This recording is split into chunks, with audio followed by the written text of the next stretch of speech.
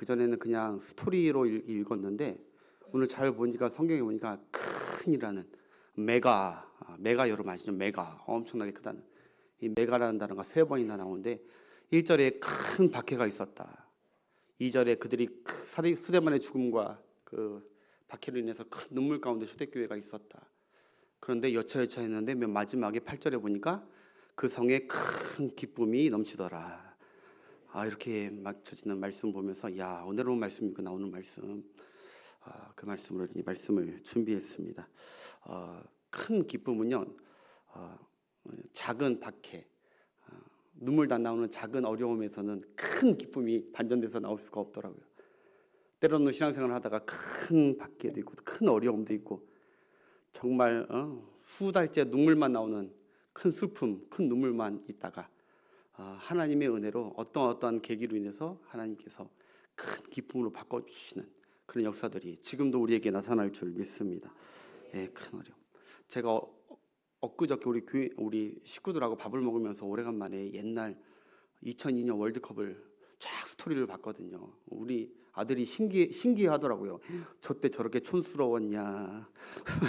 저때 저렇게 전 국민들이 어떻게 저렇게 다 나왔었냐 도로에. 그러면서 그때 여러분 모든 사람들이 큰 기대도 안 했고 막 사실 월드컵 하기 전에 큰 절망이었죠. 히딩크가 별명이 5대 빵이어가지고 별로 소망도 없었습니다. 야, 아니 16강만 가도 대단하다. 그냥 경기 대회만 잘 치르자 이런 했는데 야, 큰 환란과 박해와 눈물도 있었지만 야, 그 마지막에 그 추락 같은 끝자락에서 딱 역전투로 마지막에 할 때 온 국민이 막 난리가 났었죠. 그게 바로 어떤 기쁨이요? 큰 기쁨이에요. 여러분 조그만 시냇물도 있고 큰 강물도 있어요. 세상에는 작은 것도 있고 큰 것도 있지만 큰 고통 뒤에 큰 기쁨이 있는 거예요. 예수 그리스도의 십자가의 죽음은 큰 순환입니다. 온 인류의 죄를 다 짊어지신 상상할 수 없는 큰 흑암이고 큰 고통이지만 그 뒤에 하나님의 역사로 큰 부활로 온 세계에게 큰 기쁨을 주신 줄 믿습니다. 기독교는 그런 종교입니다. 비록 큰 슬픔이 있다 하더라도 큰 절망이 있다 하더라도 성령으로 인도함 받는 사람은 결국 마지막에는 큰 기쁨이 우리에게 주어진다. 그러니 주 안에서 믿음으로 흔들리지 말아야 되고 말씀을 붙들고 주님의 인도하심을 붙들고 신뢰해 나가는 것이 우리 기독교인들의 무기이고 신앙인 줄 믿으시길 바라요.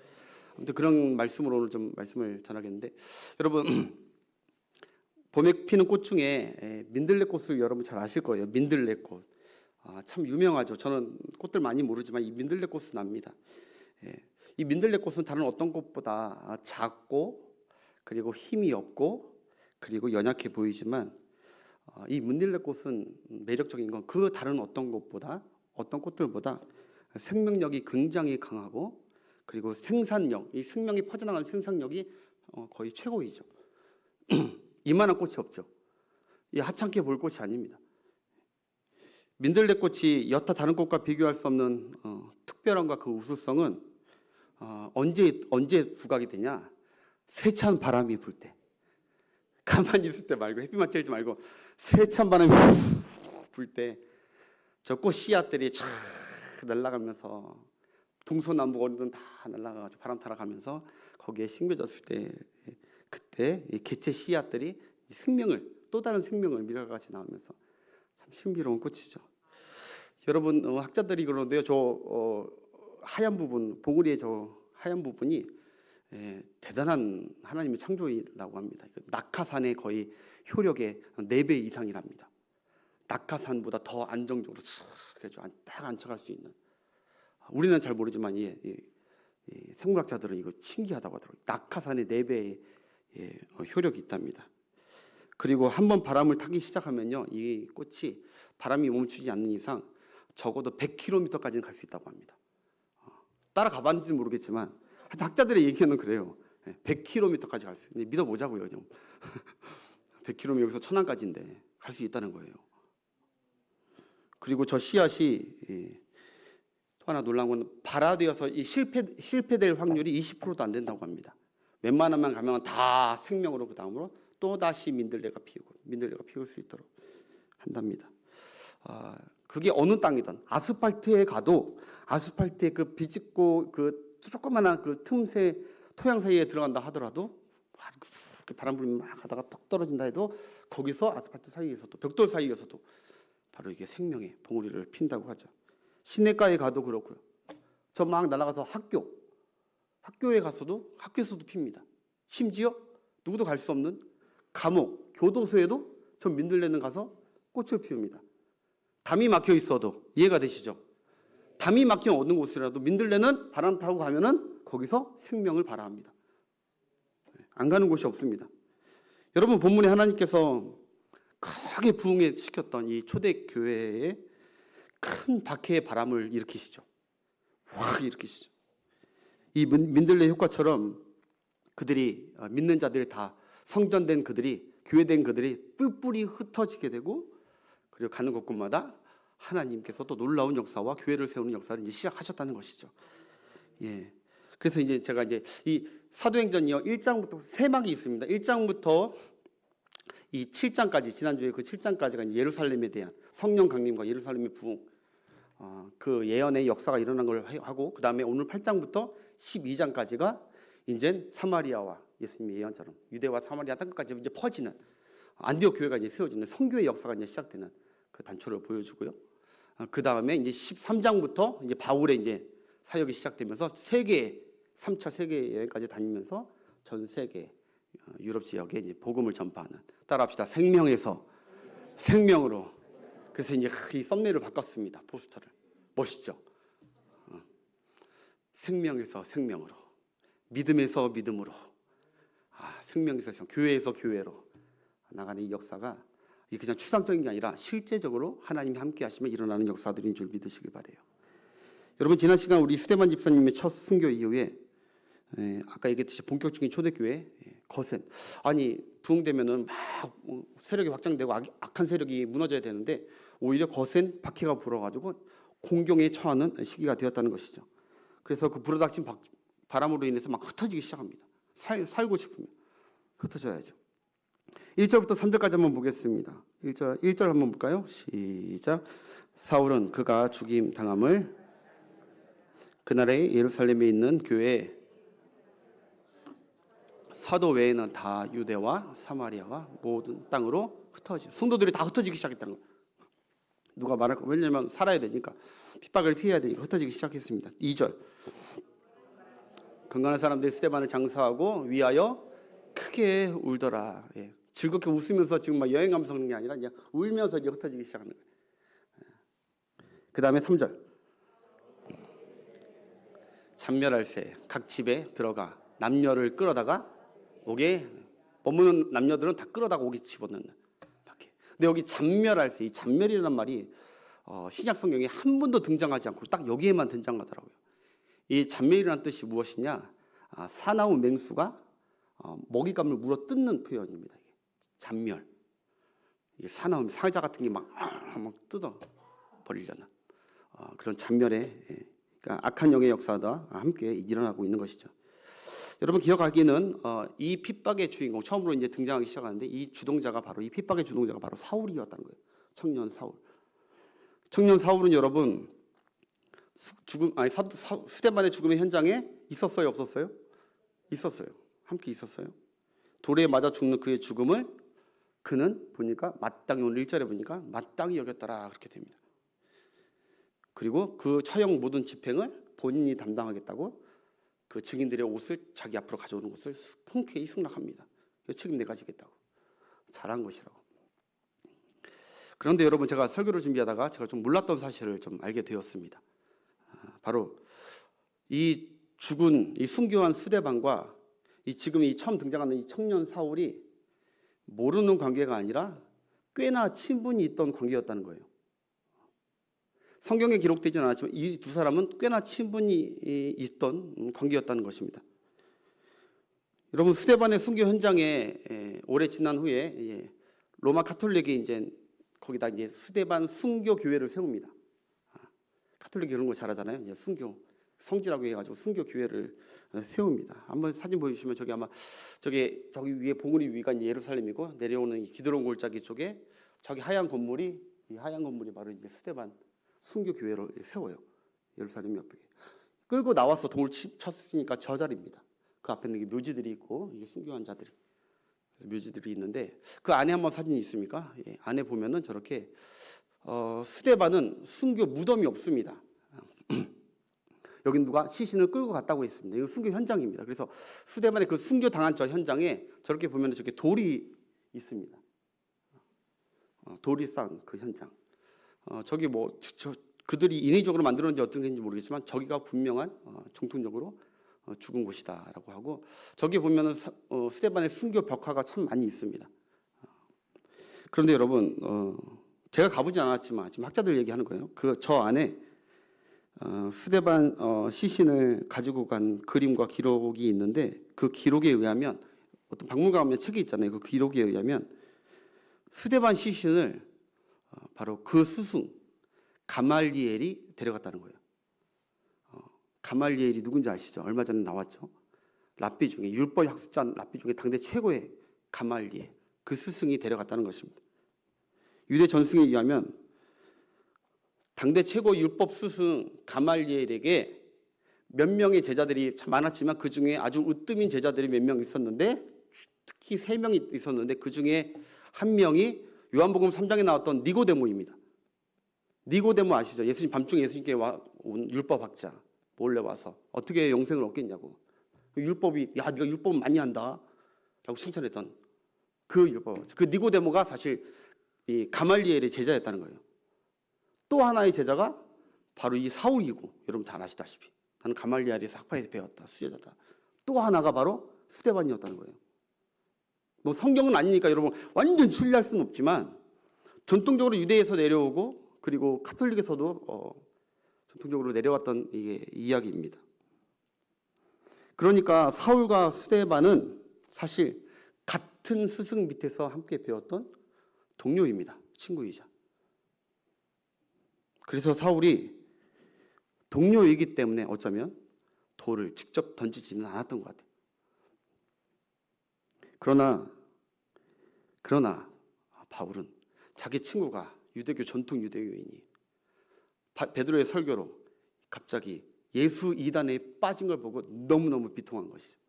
안타까운 것이죠. 그래서 분노가 일어나는 것이죠. 그래서 내 친구를 미혹한 저 예수교를 잔멸해버리겠다. 내 친구를 우리 가말리 앞에서 내 친구를 잔멸한 저 예수교 이 교회를 아예 잔멸을 시켜버리겠다. 도끼가 반짝 올라서 지금 잔멸하고 있는 것입니다. 충분히 저는 개연성이 있는 증거라고 봅니다. 아멘? 저도 웬만하면 보수입니다. 근거 없는 것은 안 되는데 이거는 근거가 있다.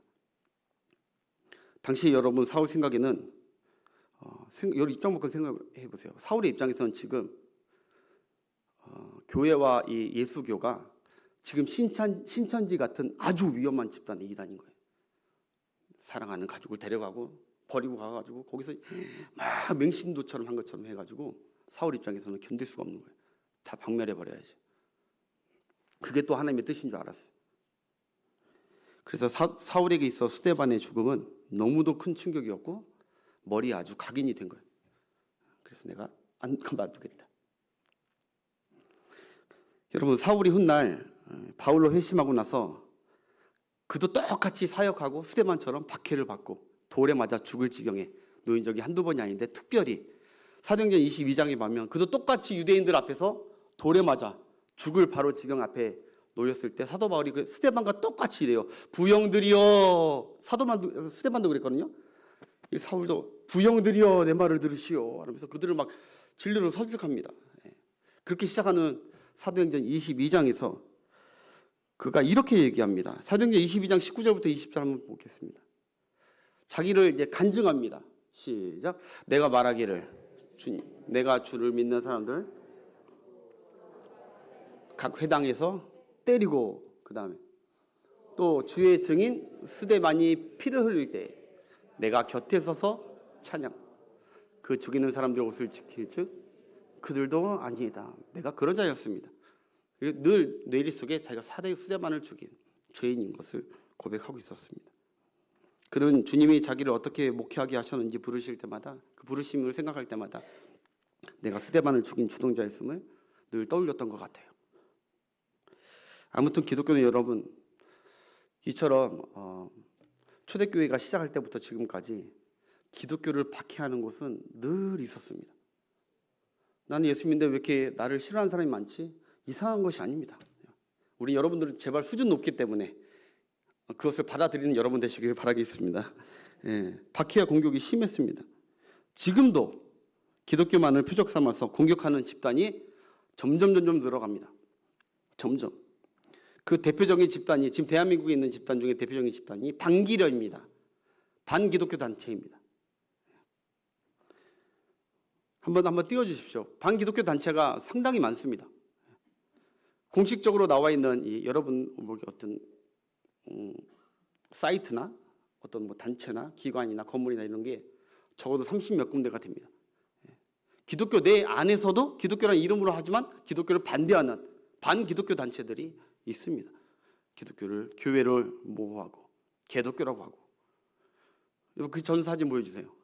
지금 저 사진은 반기련이 이제 20년 전에 되고 지금까지 할 때마다 저들이 저렇게 고사를 지냅니다. 저 회장하고 임원들이. 그래서 천지신명이요, 우리가 기독교를 반드시 박멸하도록 도와달라고.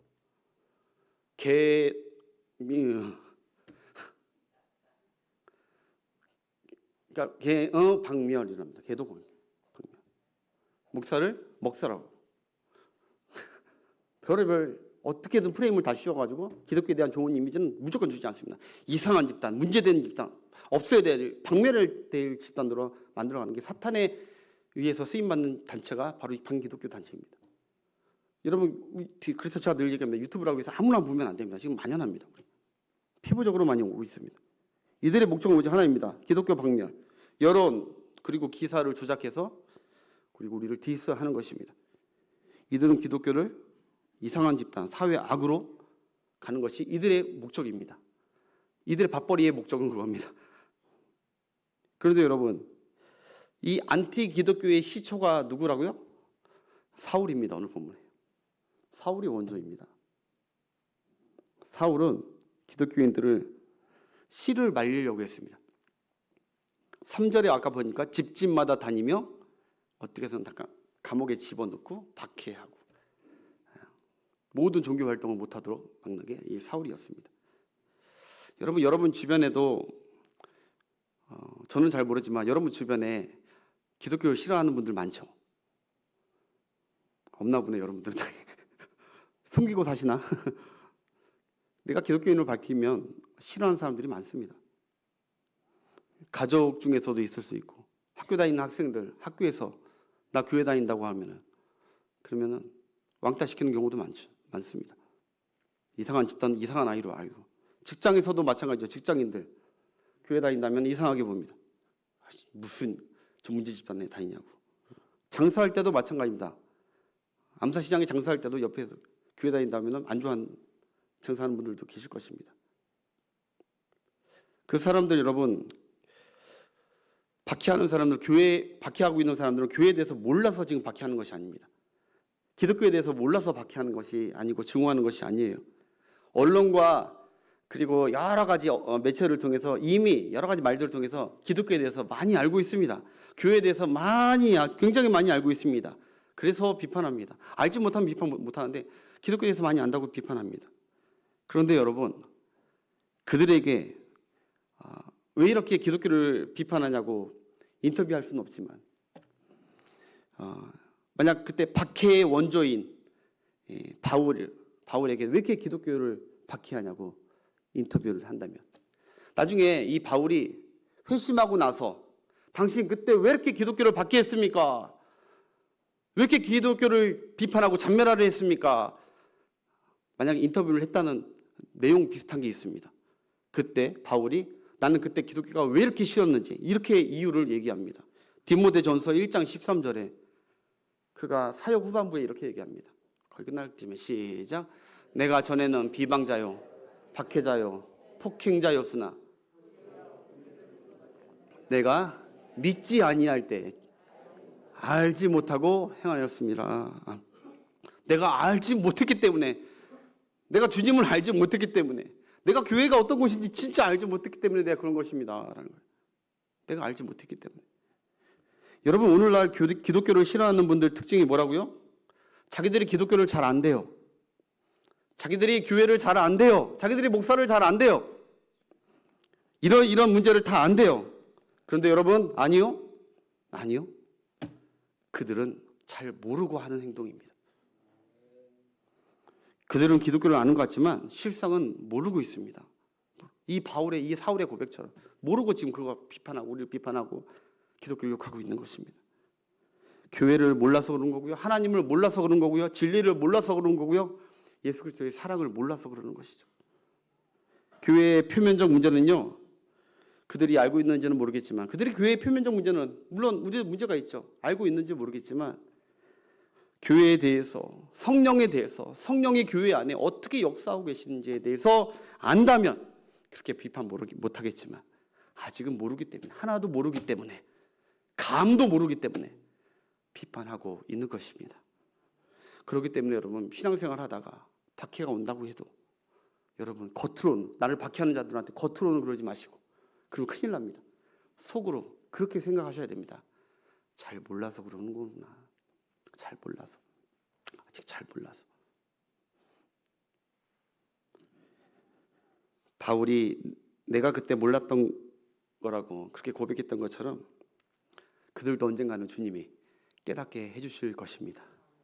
잘 몰라서 그런 거니까 싸우지 마시고 대적하지 마시고 믿음을 잘 지켜나가시는 여러분 되시길 바라겠습니다.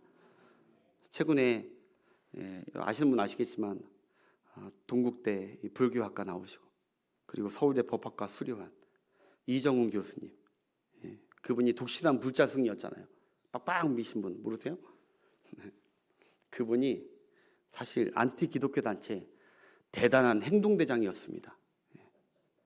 이분이 이분이 기독교를 박멸하기 위해서 내건 조약들, 이 법을 많이 알고 있으니까 이게 장자연이라고 하거든요. 아니, 종자연, 종교자유정책위원회, 종교자유, 말은 종교자유정책위원회지만 거기에 몰려 있는 모든 종교 지도자들의 한 뜻은 하나였습니다.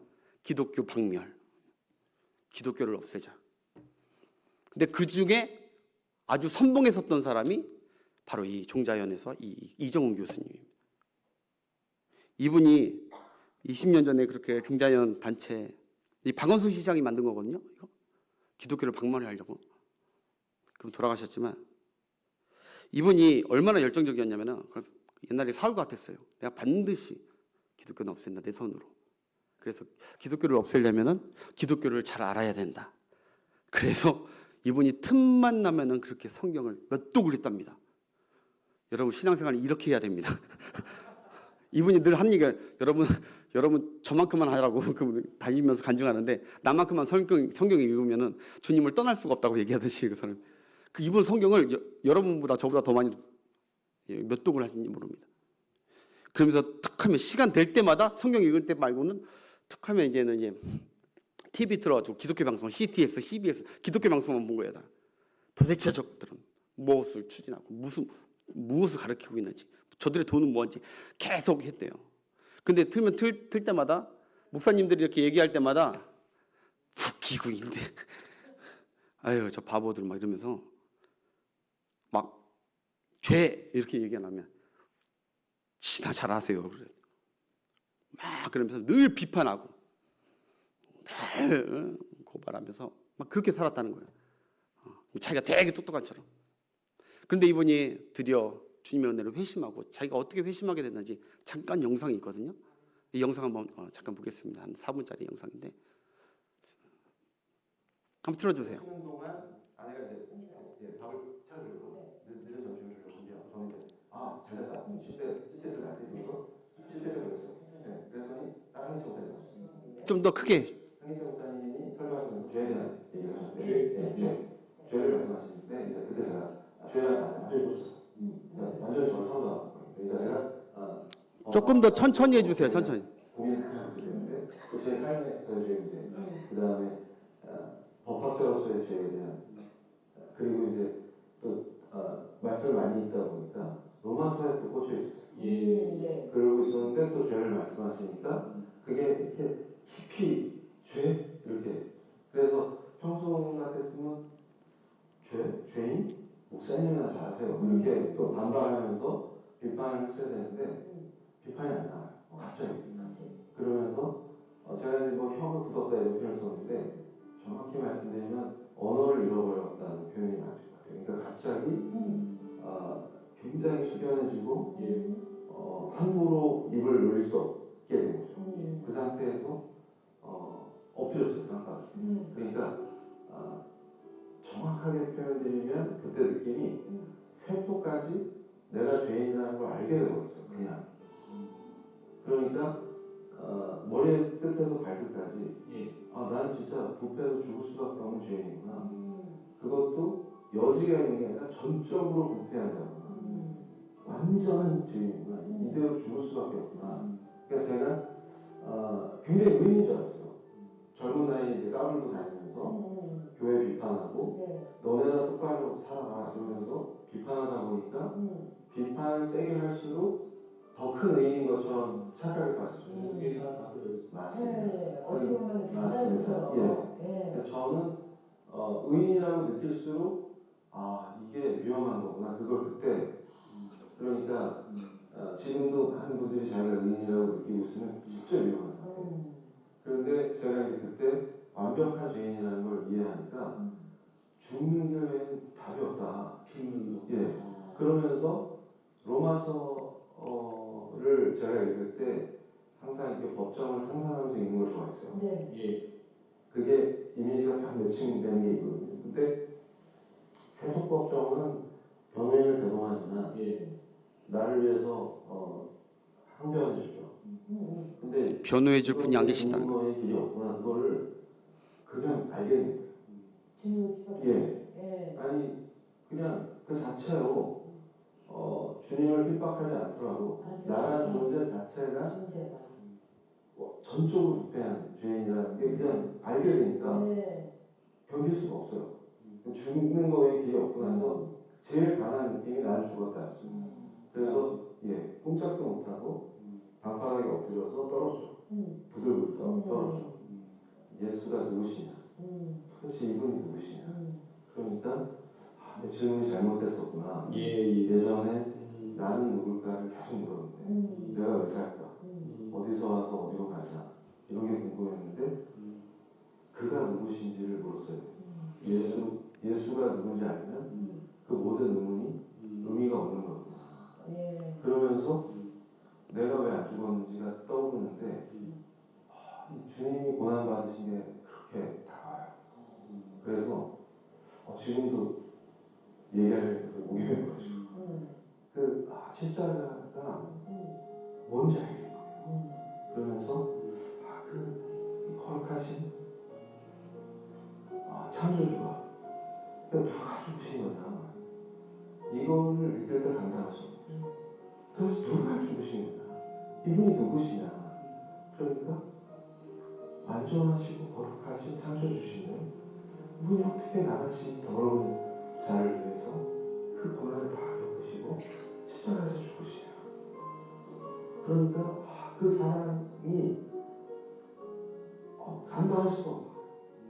그러니까 주님 어떻게 저처럼 더러운 죄인을 위해서 그 거룩하신 창조주를 죽으실 수가 있습니까?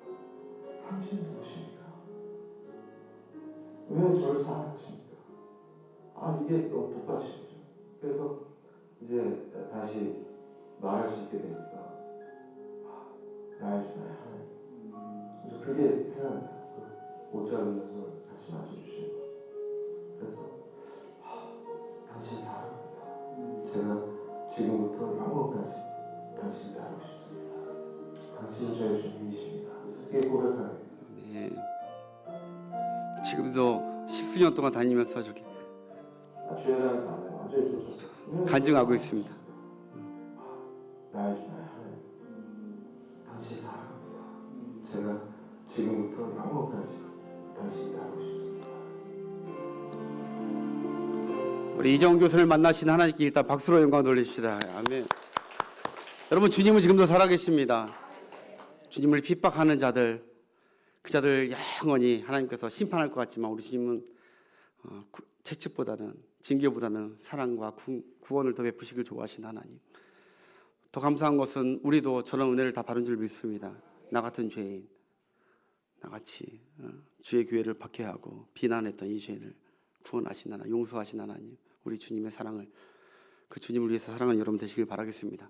아무튼 여러분, 많은 사람들이 기독교와 교회를 잘 안다고는 하지만 여러분, 하나님을 만나야 아는 것이고 십자가 주님을 만나야 하는 것이고 믿기 전에는 아무것도 모르는 것입니다. 모르기 때문에, 믿어지지 않기 때문에 저렇게 비난하는 것이기에 우리가 이해했으면 좋겠습니다. 그리고 교회 많은 성도님들 중에, 교회 다니는 성도님들 중에서도 왜 저분은 저렇게 뜨겁게 뭐 찬양을 하는지, 왜 저분은 저렇게 지금 별밤 이 저녁에 나와가지고, 왜 엄마는 왜 이렇게 나가가지고 왜 이렇게 뜨겁게 기도하고 왜 예배 중에 막 그러는지, 하나님의 말씀에 아멘 아멘 하는지, 그걸 가지고 핀잔하면서 구박하면서 그런 가족들이 있다 할지라도 여러분, 그들은 아직 모르기 때문에 그런 것입니다. 우리는 알고 있는 줄 믿습니다. 주님의 그 은혜, 주님의 그 사랑. 저도 전에는요, 저희 아버님이, 우리 아버지 목회 왜 이렇게 하시지? 교만해가지고 왜 저렇게 하시지? 이해 못하고 때로는 비판할 때가 있었는데, 그때 아버지께서는 아무 말씀 안 하셨지만 되돌아봐서 지금도 조금씩 이제 목회를 알아가면서 생각해 보니까, 아, 그때 내가 뭘 알지도 못하고 한 얘기였구나. 뭘 알지도 못하고 그때 다 그런 이유가 있었구나.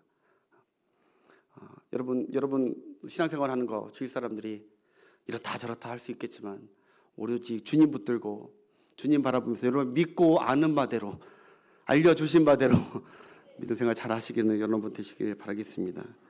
주님 때문에 핍박받을 때 늘 속으로 그러세요. 알지 못해서 그런 거구나. 네, 그렇게 또 그를 위해서 기도하는 여러분 되시길 바라겠습니다. 자, 본문으로 돌아와서 초대교회 알 수 없는 어려움과 흩어짐은 표면적으로는 분명히 사울이 그리고 유대교인들이 박해하는 그 원인처럼 보이지만, 다시 한번 얘기하지만 하나님께서 실상은 누가 이 사태를, 이 바람을 불어넣고 있는 것입니까? 하나님께서 하고 계시는 거예요. 하나님께서. 왜냐하면 예수님의 마지막 명령, 지시가 무엇이었죠? 예언이 무엇이었죠? 바로 사도행전 1장 8장에 너희는 가서 너희는 예루살렘의 교회가 되어라 하지 않았습니다. 가서 예루살렘과 유대와 사마리아와 땅끝까지 이르러 내 증인이 되리라 라고 선포하신 선포 예언입니다. 그러니 반드시 그 예언이 성취되기 위해서는 그들이 흩어져야 되는데 뭉쳐 있는 거예요. 그래서 한번 대조해서 한번 보겠습니다. 여러분, 이거 외우기 너무 쉽습니다. 사도행전 1장 8절 그리고 8장 1절, 1대 8, 8대 1 너무 외우기 쉬운 거예요. 그냥 일어난 사건이 아니고요. 우리에게 일어나는 박해와 어려움이 솔직히 있다 하더라도 주의 뜻대로 가는 이 길에 반드시 어떤 예언적 선취가 우리 안에도, 우리의 삶에도 일어날 수 있는 것입니다. 우리 한번 보겠습니다. 아니, 이렇게 띄우면 안 되죠. 오직 너희는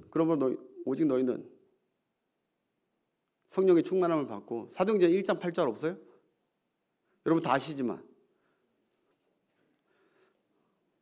너희가 성령을 받으면 예루살렘과 유다와 사마리아와 땅끝까지 이르러 내 증인이 되리라. 근데 그게 똑같이 지금 1절에 나와 있어요. 1절에 동그라미부터 시작. 그날에 예루살렘에 있는 교회에 큰 박해가 있어 예루살렘과 유다와 사마리아와 모든 땅으로 흩어지니라. 이게 사실 지금 사탄이 하는 것 같고 내 주위에서 뭔가 내게 박해가 일어나는 것 같지만, 사실 배후에 하나님께서 이것을 주도하고 계신다는 거예요. 흩어져 버리고 계신다는 것이죠. 하나님께서 아까 민들레꽃처럼 박해 바람을 통해서 흩어버리십니다.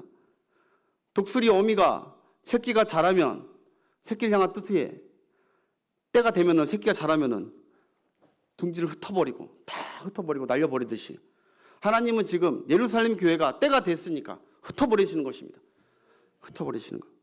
인간은 왜 하나님께서 꼭 이런 방법으로 흩으시느냐? 인간이 안 흩어지려고, 뭉쳐있으려고 고집할 때 인간은 완악해가지고요, 잘 안 흩어져요. 안 뻗쳐나가요. 인간은 절대로 완악해가지고. 여기가 좋사오니 여기는 안 좋아하지. 그렇기 때문에 하나님께서는 반드시 박해라는 이 도구를 통하여 하나님의 백성들을, 양떼들을 흩으십니다. 하나님의 뜻을 그렇게 해서라도 하나님이 이루신다고요. 그래서 어떤 덩어리가 되어서 별 생산성이 없고 그냥 그렇게 하다가 그냥 부패되어 가고 이런 걸 하나님이 원하시는 것이 아니라고요. 환란을 줘서 흩어버리는 거예요. 덩어리가 되는 걸 원치 않으세요. 따라합시다. 덩어리가 되지 말고 흩어지자. 덩어리가 되지 말고 흩어진 씨앗이 되어야 됩니다. 그것이 주님이 우리 교회를 세우신 목적이고 우리 가정을 세우신 목적입니다. 덩어리가 되는 것이 아니라 흩어지라고. 복음으로 은혜 받고 무장되어서 주의 복음을 들고 이제 증이 되어서 흩어지라는 게 동일한 저와 여러분들의 모든 교회와 모든 여러분들의 하나님께서 뜻입니다. 그것이 사역. 여러분 덩어리란 말 중에 여러분 좋은 말이 없어요. 좋은 말. 덩어리 되지 말라고 하는데 덩어리 중에 좋은 말은 딱 하나밖에 없습니다. 복덩어리. 아유 복덩어리. 아이고 뽀뽀할 때. 복덩어리 그거 하나 빼고는 그냥 다 좋지 않은 덩어리예요. 살덩어리. 비계덩어리. 콜레스테롤 덩어리. 근심 덩어리. 근육 뭉친 덩어리. 내가 요새 여기 뭉쳐가지고 제가 요새 여기 메트로 가끔 가가지고 치료를 받는데 너무 뭉쳐가지고 좀 잠을 못 잘 정도로 뭉쳐가지고 여기하고 그러면 가서 뭉치면 뭐 합니까? 가서 물리치료 뭐 하죠? 풀어주는 거예요. 흩어버리는 거예요. 뭉쳐 있는 거죠. 근막들을 막 풀어야 그래야 개운하다. 일이 되니까 이거 뭉쳐 있으니까 뭐 일을 못 하겠다. 이것도 안 돼. 그냥 풀려버려. 덩어리는 좋은 것이 아닙니다. 암덩어리. 우리 혈관을 팍 막고 있는 그 덩어리들 좋은 것이 아닙니다. 하나님은 우리를 덩어리로 부르신 것이 아닙니다. 할렐루야. 주님의 교회 가정을 존재하게 하시는 목적은 어떤 덩어리가 되어서 굳어버리라는 것이 아닙니다. 바벨탑 쌓으라는 것이 아닙니다. 성령의 역사가 일어나서 어떤 뭐든지 혈관이 가로막혀 있는 내 주변의 모든 것들이 가가지고 뚫어버려가지고 생명의 역사, 미들레 씨 같은 미랄의 역사를 일으킬 주님이 원하시는 줄 믿습니다. 그래서 가정이든 교회든 각 기관이든 뭉쳐 있으려고만 하는 것은 자기 욕심입니다. 자기 안주고 덩어리가 되게 하는 굳게 만들어버리는 잘못된 방침입니다. 주님의 뜻이 아닙니다. 우리 기관, 우리 부서 일남전도회 20년 동안 일남전도회 우리 똑대로 뭉치자 천만의 말씀입니다. 한참 하나님이 계속 뭉치려면 하나님 뜻대로 박해로 흩어버리십니다. 우리는 뭐 하면 자꾸 뭉치려고만 해요.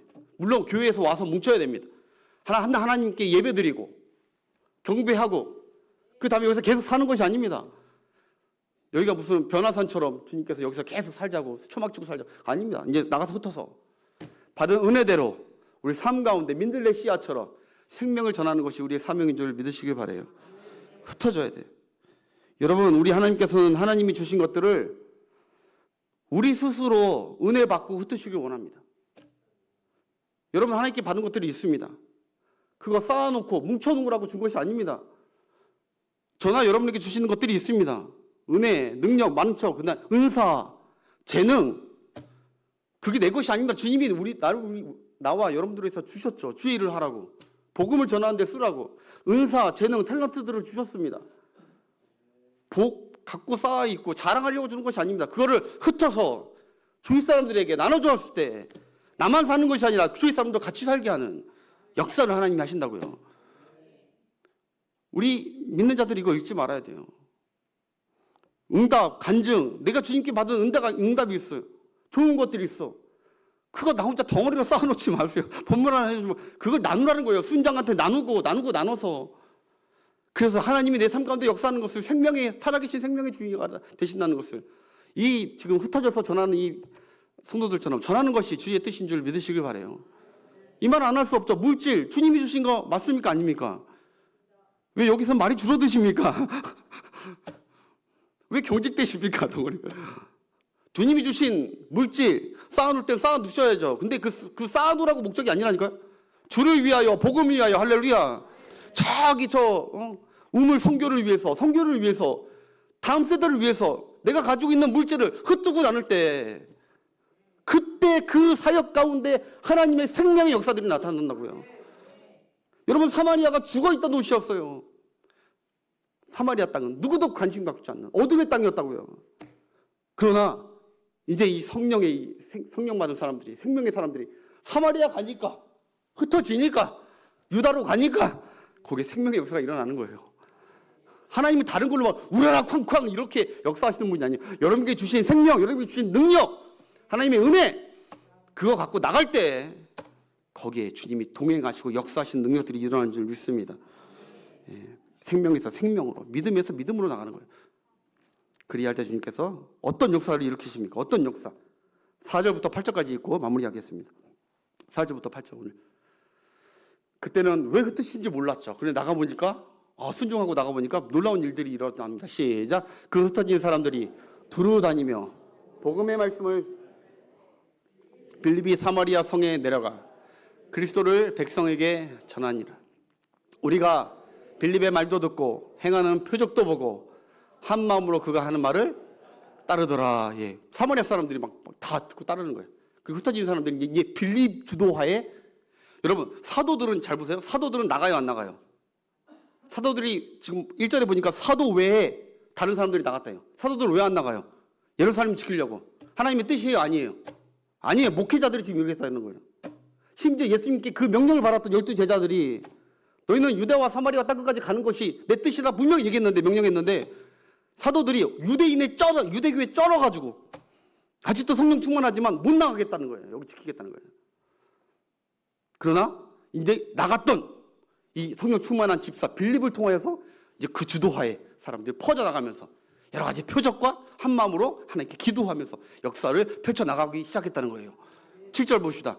많은 사람에게 붙었던 더러운 귀신들이 크게 소리를 지르며, 주님이 하셨던 역사거든요. 또 많은 조병자와 못 걷는 사람이 생명의 역사가 일어난 줄 믿습니다. 그리하여서 그들이 가는 곳마다 보세요. 시작. 그 성에 큰 기쁨이 있더라. 아멘. 따라합시다. 큰 기쁨이 있더라. 큰 기쁨이 있더라. 그 성에 그들이 간 그 성에, 그들이 간 그 시티에, 우리가 머문 이 암사동에 큰 기쁨이 일어나게 될 줄 믿습니다.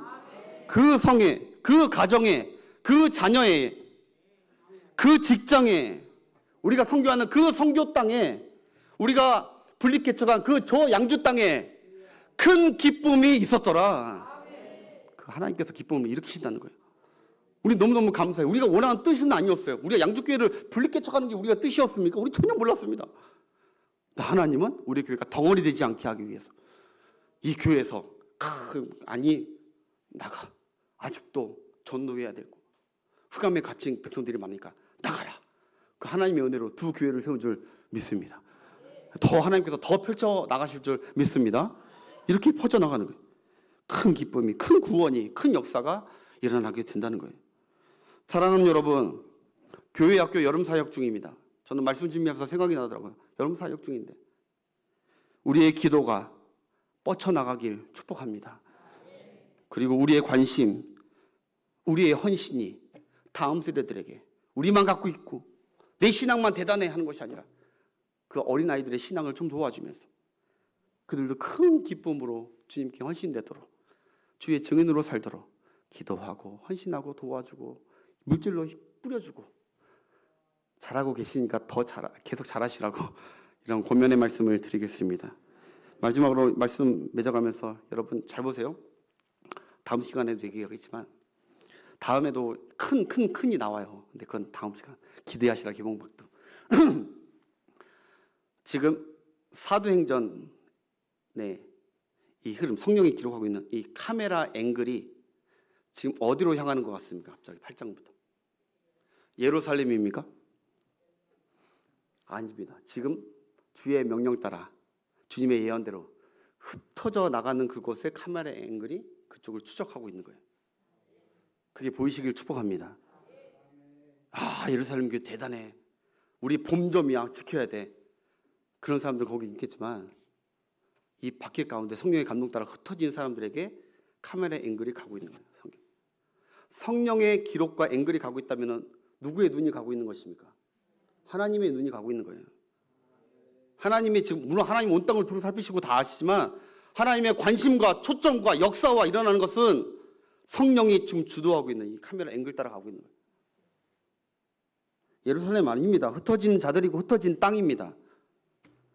빌립이고 그 다음에 안디옥 교회고 그 다음에 서바나, 버나, 유럽, 디모데, 고린도전서 이제 그쪽으로 가는 거예요.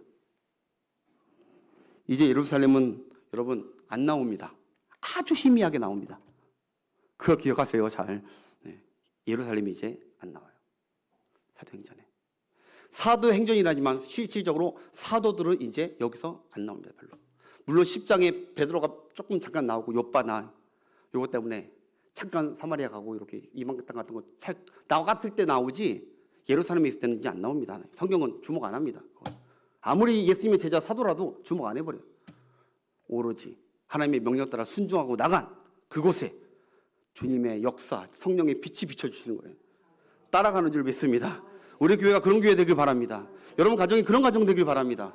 큰 박해와 큰 어려움이 있다 하더라도 하나님이 나를 통해서 우리 가정을 통해서 우리 자녀를 통해서 어떠한 뜻이 계시나 보다. 흩어지다 갈 때 흩어지시고 순종하시고 두려워 떨겠지만 가다 보면 이끄심 받다 보면은 주님이 그곳을 비추어 주시고 보호하고 계심을 느끼게 될 줄 믿습니다. 그 사람을 통하여 내 자녀도 살고 내 자녀 주변도 살게 하는 역사들을 우리 하나님께서 이루실 줄 믿습니다. 그래서 제가 좀 말씀 결론내니까 이왕 예수 믿는데 비주류, 변방, 야당으로 뒤에서 수근수근 되는 자 한 사람도 되지 않기를 축복합니다. 여기가 뭐 대단하다, 자기가 여태까지 이룬 업적이나 뭐 예루살렘 교회처럼 그거 지금 하는 것이 아니라 여러분 하나님의 나라와 복음을 위해 하나님의 관심과 성령의 조명을 받고 주주가 되시고 주인공들 되시길 축복합니다. 나는 이제 뭐 이제 끝났어. 이제 여기서 이제 잘 있다가 그것도 은혜이지만 하나님의 역사는 반드시 움직이고 순종하는 자들에게 일어난다는 거 꼭 기억하는 여러분 되시길 바라겠습니다. 우리 싱어분들 앞으로 나오시고 우리 찬양 하나님께 올려드릴까요?